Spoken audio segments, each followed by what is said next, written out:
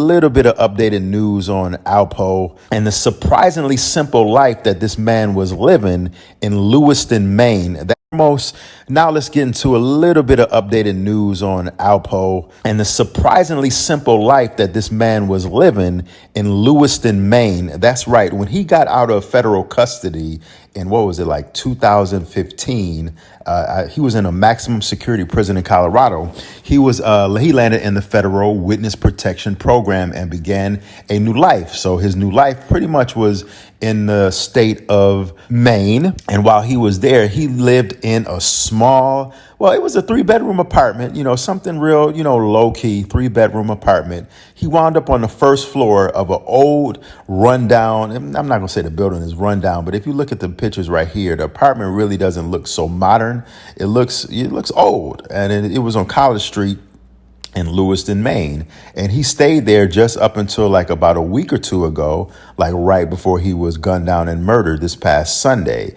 Alpo was driving a 2017 Dodge Ram. I mean, if we scroll through some of these pictures right here that I'm showing you, it's a basic apartment. The kitchen looks old. It's like he definitely wasn't living that flashy life that he was living back in the 1980s, early 90s, unless he was stashing his money. I mean, there's been reports that maybe he had another home, another location somewhere. Maybe that was a spot that he was really living it up at, and in Jersey or something like that. But this spot right here just wasn't hitting. This spot right here just looked, just look at it. I mean, you can see the rust spots right next to the cheap numbers on the house. So let's say 169. I'm not sure if his address was his exact address, 169, but this is where he stayed. And, a lot of his neighbors said that, he was a pretty upstanding citizen, and that they never would have thought that he was drug kingpin Alpo from the 1980s.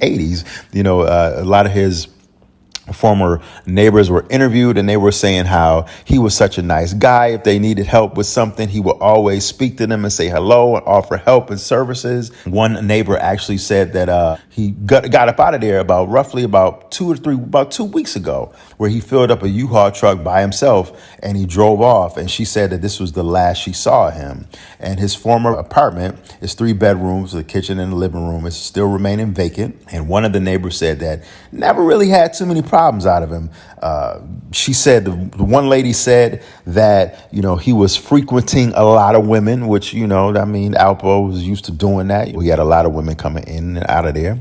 And, another neighbor, a guy, said that he was playing his music loud, or not necessarily his music, but he was playing his TV loud a lot. And the only time he really had to get the police called on him was because he was watching some TV and it was loud. And he was always blasting every time he would pull up. He would pull up on his Harley playing Michael Jackson's Billie Jean, blasting all the time. And I mean, Alpo, this dude was still stuck in the 1980s. I mean, he still had a 80s mentality. It's sad, actually. He did what he did, and he did a lot of filthy and dirty things, and he killed a lot of people.